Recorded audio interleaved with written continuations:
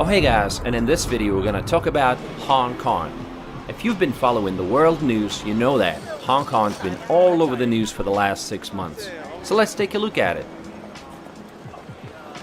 Hong Kong is located on China's southern coast, about 60 kilometers east of Macau, and neighboring the Chinese city of Shenzhen to the north.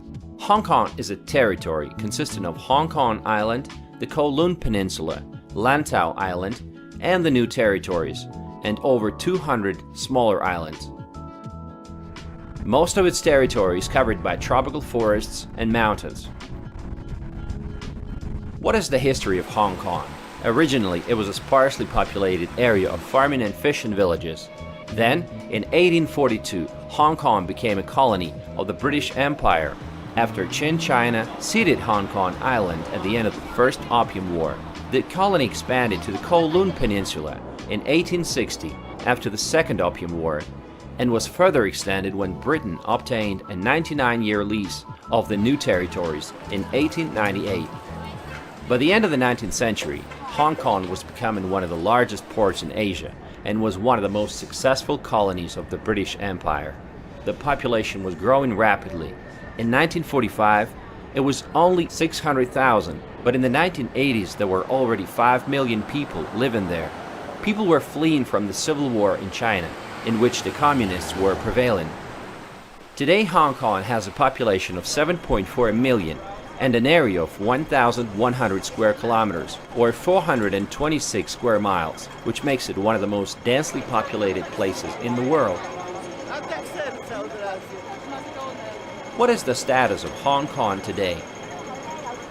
Hong Kong was transferred back to China in 1997 after 156 years of British rule as a special administrative region, and today Hong Kong maintains separate governing and economic systems from that of mainland China under the principle of one country, two systems.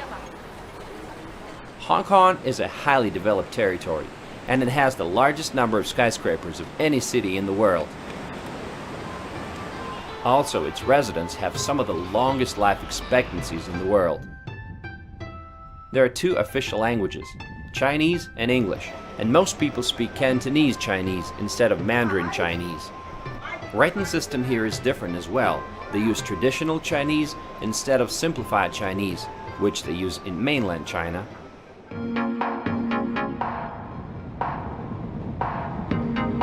When it comes to economy, Hong Kong is the largest financial center in Asia and the third largest in the world after New York and London.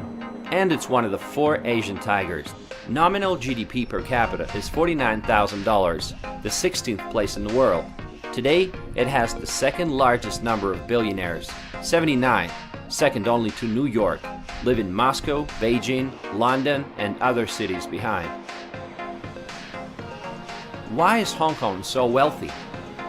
Because of the low taxation, minimal government market intervention, and an established international financial market, which attracts overseas corporations wishing to establish a presence in Asia. It also has ranked at the top of the Heritage Foundation's Economic Freedom Index since 1995. Also, Hong Kong is one of the world's busiest container ports. Tourism is a major part of the economy, accounting for 5% of the GDP. In 2016, 26.6 million people visited Hong Kong, making it the 14th most popular destination for international tourists.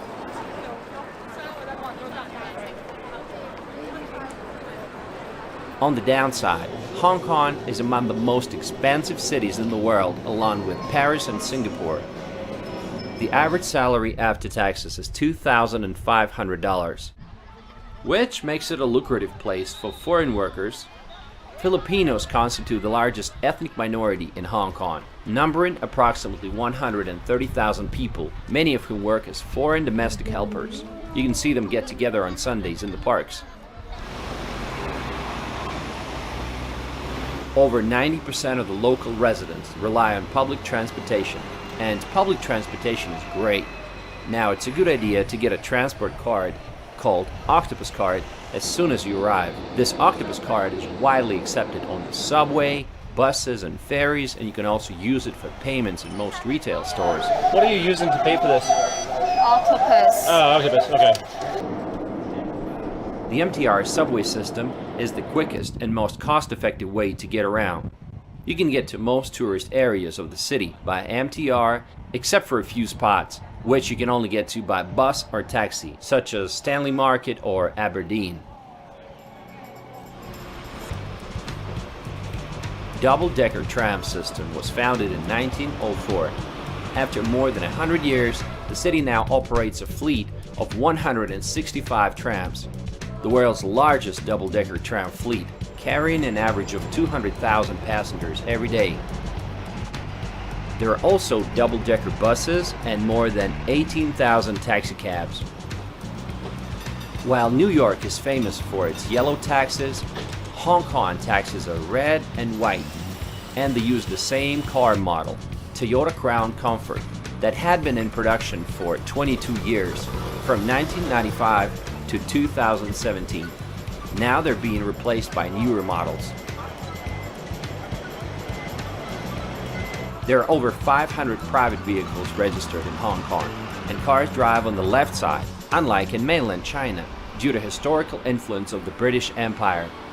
Owning a car is super expensive, and monthly parking alone will set you back $400 to $500. Gas is very expensive too, $2.2 per liter or $8 a gallon.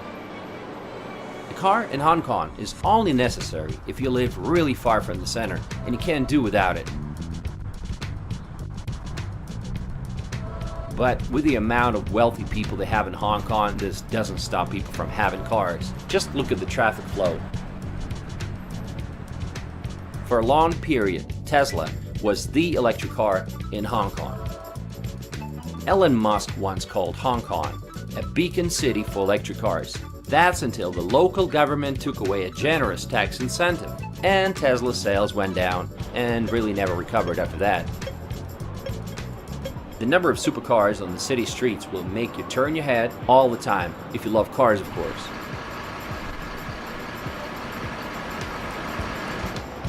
For an additional fee, you can have an extraordinary license plate, something like Beloved, I'm okay, Original, and so on.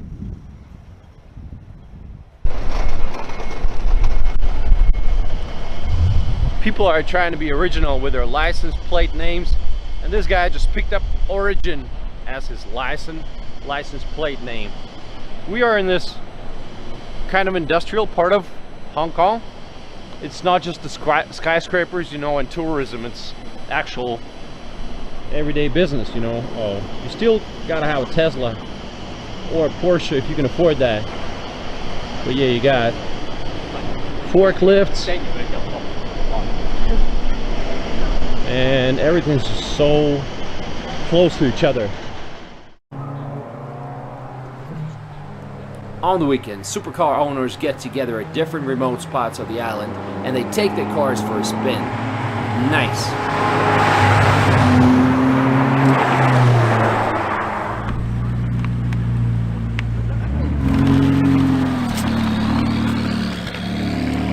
Hello. Hey guys, What's your name? my name is Tin. Oh, I'm Michael. Hello, hello. Are you guys locals of Hong Kong? Yeah. Yeah, we're local. What are some of the cool things about living in Hong Kong? Cool thing, I think, like you get the modern lifestyle on one hand, but you also get like countryside and awesome roads, awesome driving roads like this. I love going for morning drives, and especially in this place, you get to see all different cars here. What car are you driving? I'm driving that grey one, but I wish that was my car.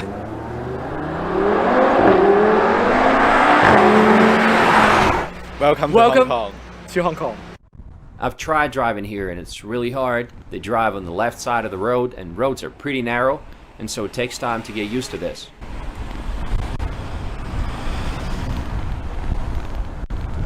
The center of Hong Kong is extremely densely populated. Skyscrapers, shopping malls, business centers, and banks are all concentrated here. Just get off at the central metro station and find yourself in the middle of the hustle and bustle of the city.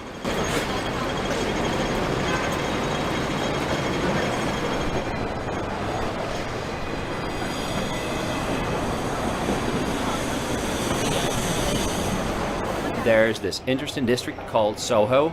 and the name is derived from its location south of Hollywood Road, and it's a district that's filled with bars, restaurants, and shops, and that's not far from Central Metro Station as well. These steps will take you to the former Central Police Station, which is located at the eastern end of Hollywood Road, and it has been redeveloped into a cultural and shopping destination, generally called Tycoon.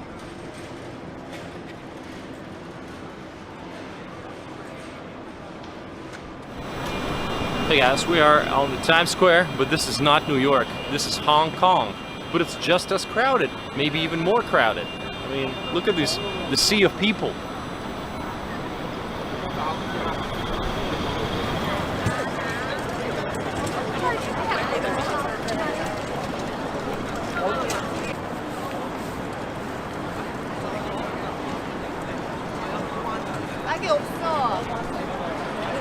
Did you know that Hong Kong has more skyscrapers than New York City?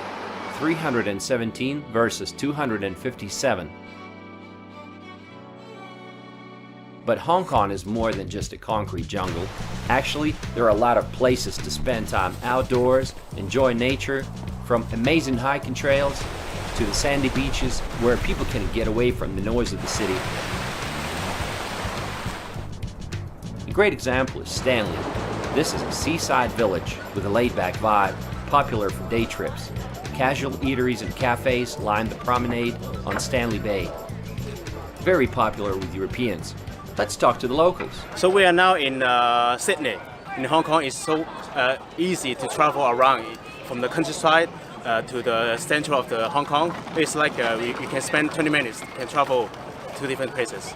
I think this is the most popular place we can travel, and also we can take the ferry from Central to like Lantau Island, Lema Island. It's all islands, so you can have a weekend, just really completely different from Hong Kong, center of Hong Kong. Yeah. Beautiful. Thank you for the introduction. No problem. Yeah. Have a good day. Hong Kong is made up of over 200 islands, meaning there are endless stretches of golden sands. Actually, you can go surfing at one of the Hong Kong's beaches. This one's called Big Wave Bay.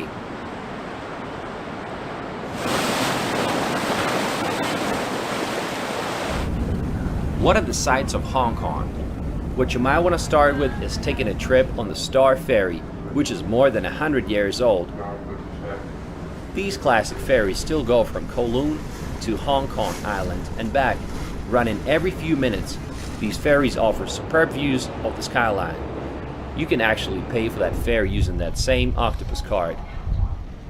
Sadly, today you hardly see any of those bat-winged boats that were once one of Hong Kong's signature symbols, until they have been superseded by fast ferries.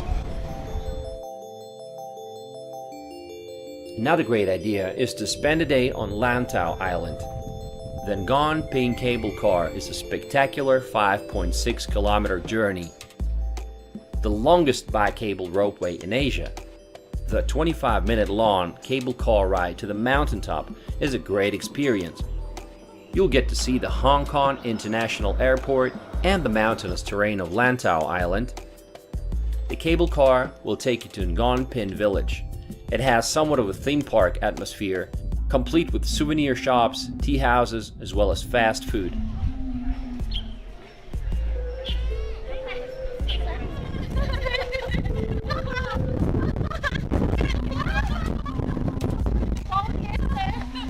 Most people want to take a picture with the big Buddha statue and visit Pauline Monastery. The Hong Kong Buddha in Lantau Island is one of the largest seated Buddha statues in the world, 34 meters or 112 feet high.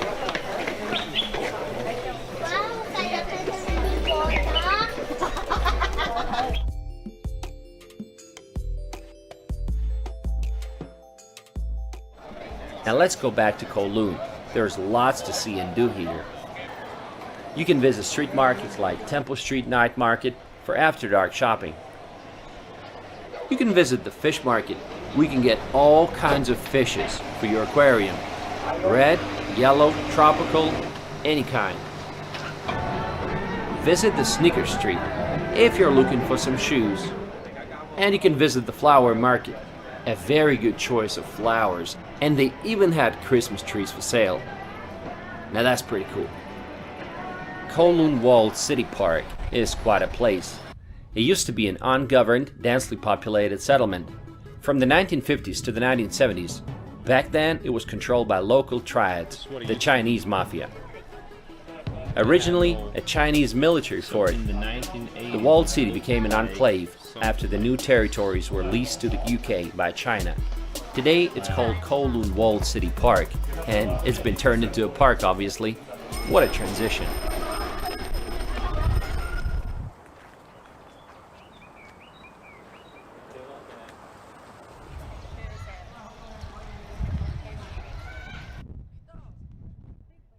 Situated on the Tsim Sha Tsui Promenade, right on the waterfront of Victoria Harbour, Avenue of Stars is a walking road dedicated to the stars of Hong Kong's film industry.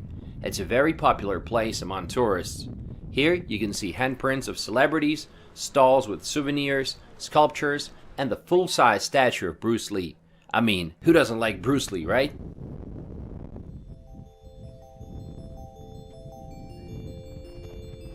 Musea K11 shopping mall is easily one of the most beautiful shopping malls I've ever been to. There's an amazing food court, and its interior and space design are some of the best in the world. There's a Bohemian garden on the 7th floor. Nathan Road was the first road built in Kowloon, and today it's the main street of the peninsula. It's always crowded, and there are many shops and restaurants to choose from. Every evening on Tsim Sha Tsui Promenade, they have a Symphony of Lights light show. It is held every night at 8 p.m. and is completely free. Now back to Hong Kong Island. A great idea is actually to just take a trip on a tram. Hong Kong's iconic double-decker trams are just like London's famous double-decker buses, winding through the heart of Central and Causeway Bay districts. These trams pass through the city's busiest streets and take in some of its key sights. Take a seat on the top deck and watch the busy streets below. For just 2.6 Hong Kong dollars, that's close to about 30 cents US, you can cross the whole of Hong Kong Island and see most of the city in the process. It's some local food. If you have here to eat it, okay? Okay. Okay, nice to meet you. Thank you. Bye-bye. Nice to meet you. Bye-bye. Bye-bye. And that's how you make friends on a tram. Bye-bye. Hong Kong is not just cars and buildings, there are many parks here. So even though Hong Kong is so densely populated, it still has a lot of parks. Because we need them. Well, I'm glad you have them. We actually have them. Victoria Park, named after Queen Victoria, is one of the biggest ones.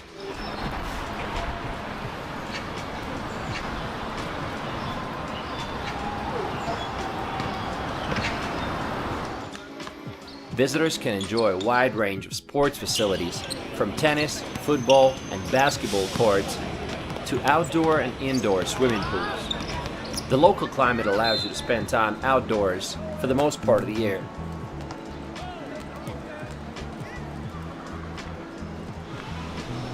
Another great park is the Hong Kong Park, surrounded by looming skyscrapers. It's a great place for visitors to take a break from the fast pace of the city. The highlight of this park is the Edward Youde Aviary, which is a 3,000 square meter aviary built over a natural valley at the southern corner of the park.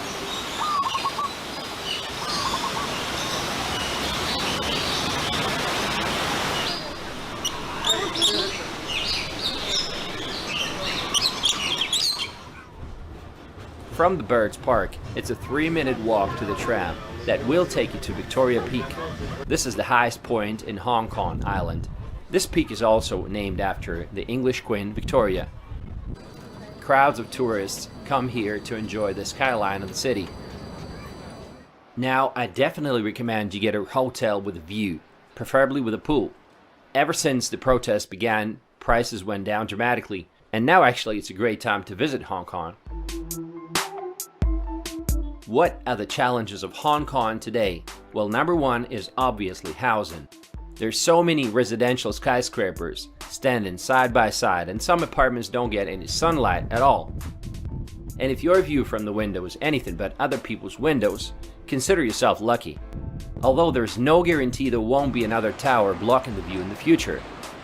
Demand is high, but the area suitable for development is limited, so apartment blocks just keep going higher and higher